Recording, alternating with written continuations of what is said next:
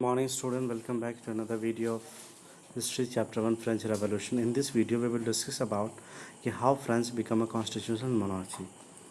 पिछले जो मैंने वीडियो अपलोड किया था उसमें साउंड नहीं था, कुछ टेक्निकल एरर्स था, इसकी वजह से तो इंडिस वापस से वीडियो रिकॉर्ड करना पड़ रहा।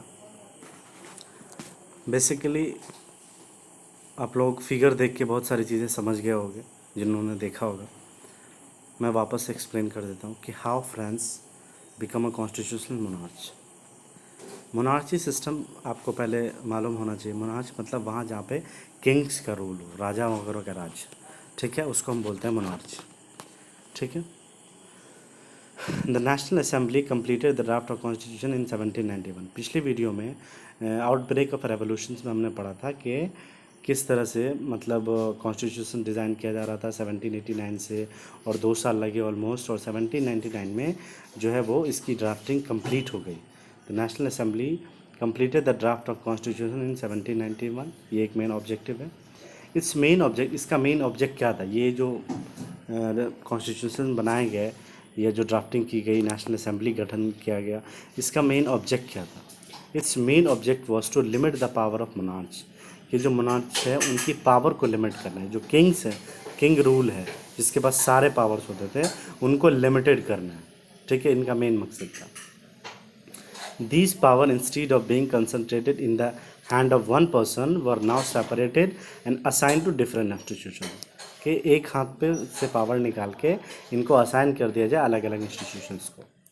The legislature, executive and judiciary. Okay, basically legislature, executive और जुडिशरी क्या है, इसको देखने के लिए आप क्लास 8 की भी वीडियो दे सकते हैं, जो मैं आज ही अपलोड किया है, ठीक है। कि लेजिस्लेचर, एग्जीक्यूटिव एंड जुडिशरी क्या है। बेसिकली आप पहले इसको समझें। लेजिस्लेचर मतलब वो लोग जो इलेक्टेड रिप्रेजेंटेटिव्स होते हैं, जो काम करते हैं जनता के लिए, जो हमारे रिप्रेजेंटेटिव्स होते हैं, वो सब लेजिस्लेचर के अंतर्गत आते हैं। एग्जीक्यूटिव मीन्स वो जो लोग सिविल सर्विसेज के ज़रिए, इंडिया में तो बेसिकली एग्जीक्यूटिव सिविल सर्विस के ज़रिए ही इलेक्ट किए जाते हैं, मतलब ताकि वो जो भी सिस्टम है, जैसे एडमिनिस्ट्रेटिव सर्विस है, या पुलिस की सर्विसेज है, या रेवेन्यू सिस्टम है, या फिर इनकम टैक्स की सर्विसेज है, जितने भी तरह की चीज़ें हैं, ठीक है। इनकम टैक्स एक्चुअली IRS में आ जाता है, इंडियन रेवेन्यू सिस्टम में। तो जितने भी अलग अलग टाइप के सिस्टम हैं, जितने भी हमारे लॉज हैं, उनको इम्प्लीमेंट करने के लिए एक मतलब पावर है, वो है एग्जीक्यूटिव का। और लास्ट है जुडिशरी, जो इन दोनों पावर्स को प्रॉपर तरीके से हैंडल करे, एज वेल एज जो पब्लिक का जो इनजस्टिस है, किसी भी तरह का हार्म है, किसी की कोई राइट्स वायलेट होती है, उन सब को ही करने के लिए एक इंडिपेंडेंट जुडिशरी सिस्टम का होना। तो इन पावर को पहले उन्होंने 3 सिस्टम, जो कि कॉन्स्टिट्यूशंस के लिए, कॉन्स्टिट्यूशन मेन बात यही है कि इनको डिवाइडेड करना है। एक लेजिस्लेचर होगा, एक एग्जीक्यूटिव और एक जुडिशरी, ओके, जो न्यायिक सिस्टम है। This made France a constitutional monarchy. Explain how the new political system work. Basically आप यहाँ पे देखें कि किस तरह से हुआ। इसमें सबसे पहले क्या किया गया, पहले मैं कुछ डिटेल बताता हूँ, फिर फिगर को डिस्कस करेंगे। कि the constitution of 1791 vested the power of make laws in the National Assembly, which was indirectly elected. That is, citizen voted for a group of elector which is turned to the assembly, choose to assembly। पहले मैं देखिए figure पे आते हैं। Basically क्या है कि पहले एक लॉ बनाया गया कि सिटीजन जितने भी थे फ्रांस के अंदर, उनको 2 कैटेगरी में डिवाइड किया गया। एक है एक्टिव सिटीजन, एक पैसिव सिटीजन। एक्टिव सिटीजन की कैटेगरी क्या थी कि वो लोग जिनका एज मिनिमम 25 ईयर्स हो, उसके बाद वो एटलीस्ट अपने जो वेजेस है, जो वो लेबर वेज के तहत उनको पर डे का वेज होता है, उसमें कम से कम, इन्होंने मेंशन नहीं किया मंथली या ईयरली, बेसिकली मंथली में 3 दिन का वेज जो है वो पे करते हो गवर्नमेंट को, ठीक है। तो ये लायबल हो जाते हैं एक्टिव सिटीजन की कैटेगरी में। इनके अलावा जो बिलो पे हुआ है, जो एक्टिव सिटीजन की जो पॉपुलेशंस थी उस समय, वो थी 24 मिलियन आउट ऑफ 28, 4 मिलियन थी 28 मिलियन में से, ठीक है, वो एक्टिव सिटीजन थे। Apart from this they all are in passive citizen, जिसकी उम्र 25 साल नहीं है, या फिर 25 साल है प्लस, लेकिन वो 3 दिन की वेज नहीं पे कर पा रहे हैं गवर्नमेंट को, या नहीं दे पाते हैं, तो वो लोग सब पैसिव सिटीजन्स में। ठीक है।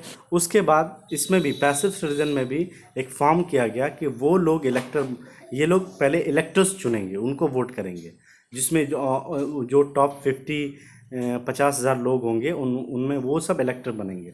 मतलब एक्टिव सिटीजन मान लो अगर 1 लाख या 2 लाख है, तो उसमें जो टॉप के 50,000 होंगे वही इलेक्टर्स बन सकते हैं, जिनको कौन चुनेगा, जो एक्टिव सिटीजन है, जो करीब मान लिया फॉर एग्जांपल आप एक कंसीडर करो कि 10 लाख एक्टिव सिटीजन है, तो 10 लाख में जो टॉप 50,000 मेन हैं वो इलेक्टर बनेंगे।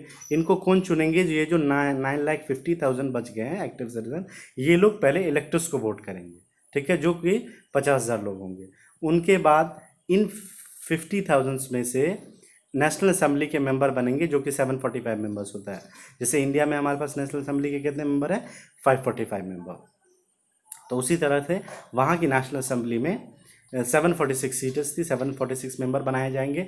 कहाँ से, इन्हीं 50,000 में से, जो उनके टॉप के होंगे, हाई पेड टैक्सेस होंगे या उनकी लायबिलिटी है, जो टर्म एंड कंडीशन है, उनके बेसिस पे नेशनल असेंबली तैयार की जाएगी। इस नेशनल असेंबली में जितने मेंबर्स होंगे, इनका बेसिकली दो काम रहेगा। एक कि इनमें से पहले मिनिस्टर्स बनाए जाएंगे, जो उनकी पावर को नेशनल असेंबली ही कंट्रोल करेगा, और दूसरा ये किंग्स के पावर को भी कंट्रोल करेगा। किंग्स और क्योंकि किंग्स के पास एक पावर दिया गया वीटो सिस्टम, ताकि कोई भी लॉज अगर बनता है या कोई भी चीज़ है तो किंग से उसका मशवरा लिया जाता है, या उनको मतलब कहा जाता है कि are you agree with that, yes no. Basically एक फॉर्मेलिटीज़ होता है जिनमें किंग को अग्री करना ही होता है, क्योंकि नेशनल असेंबली बनाए, क्योंकि ये फैसला सिर्फ किसी अकेले लोगों का नहीं है, ये पूरी नेशनल असेंबली मिलके तैयार करती है। नेशनल असेंबली में कौन होते हैं, इलेक्टर्स होते हैं। इलेक्टर को कौन चुनता है, एक्टिव सिटीजन चुनते हैं, ठीक है। तो ये पूरा एक लिमिटेड है, इसलिए उनको मतलब करना ही पड़ता है। नेशनल असेंबली में से कोई अगर लॉ बना है या कोई इश्यूज़ पे कोई एक्शन लिया गया है, तो किंग्स को एक्सेप्ट करना ही होगा, ओके। और इनके अलावा एक इंडिपेंडेंट जो है, जो एक्टिव सिटीजन है, वो डायरेक्टली वोट करते हैं जज के लिए, जो आप देख सकते हैं फिगर से।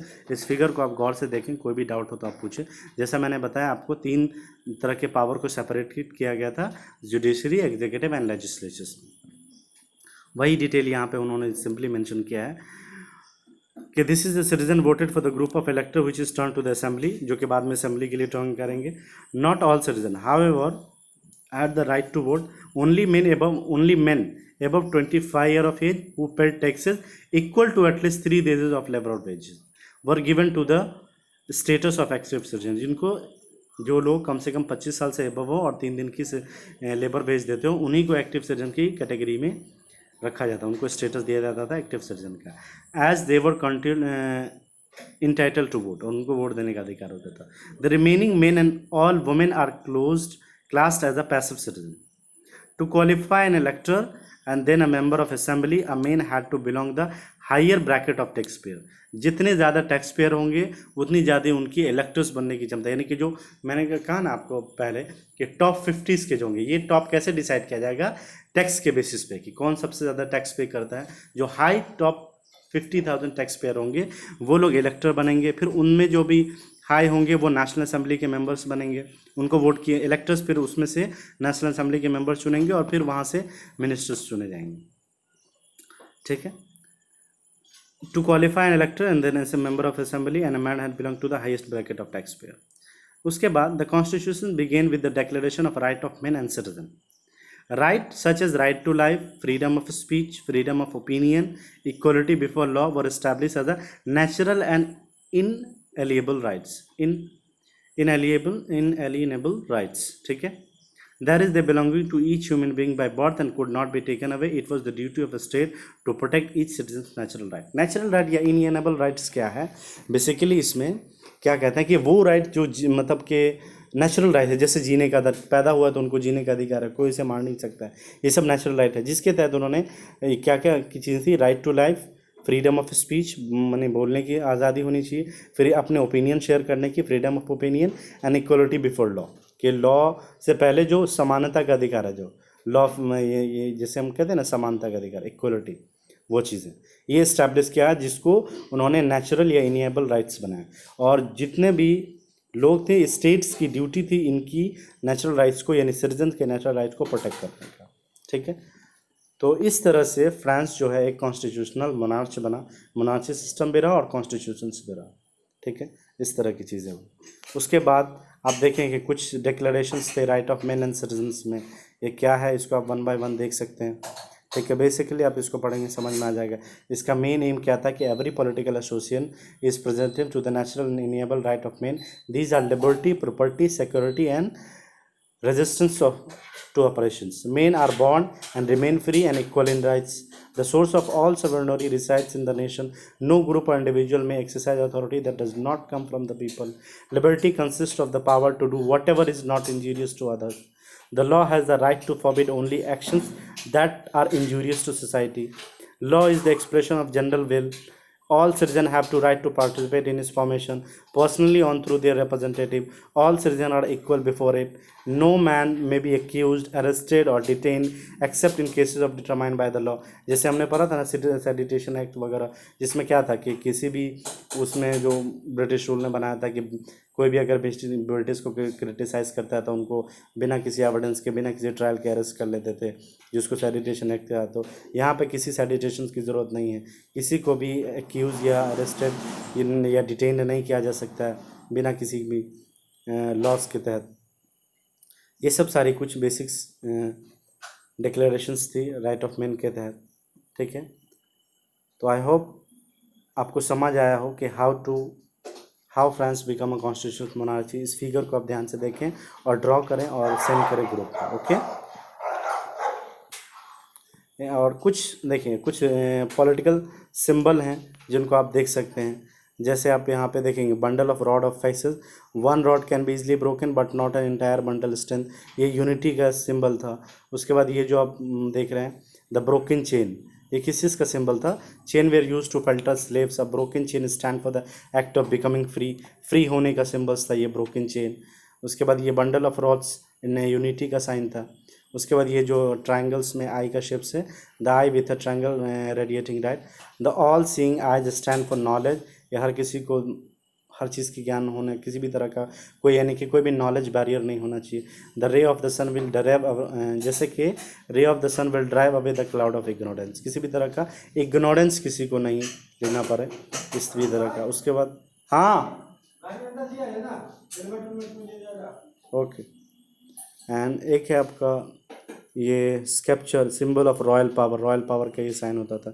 उसके बाद यहाँ पे snake bring snake from the ring, ये एक रिंग को स्नेक लिया, इसका ये किस चीज़ का सिंबल था? Symbol of eternity, ring has neither beginning nor and. कुछ और ऐसे सिंबल्स हैं जिनको आप देख सकते हैं। अगर आपको कोई डाउट हो तो आप पूछ सकते हैं। Next video we will discuss about कि France abolish monarchy and become a republic, किस तरह से इस मोनार्ची को भी अबॉलिश करके वो एक पूरी तरह से फ्रांस रिपब्लिक बना, ये हम डिस्कस करेंगे नेक्स्ट वीडियो में। I hope you like it, have a nice day, good bye.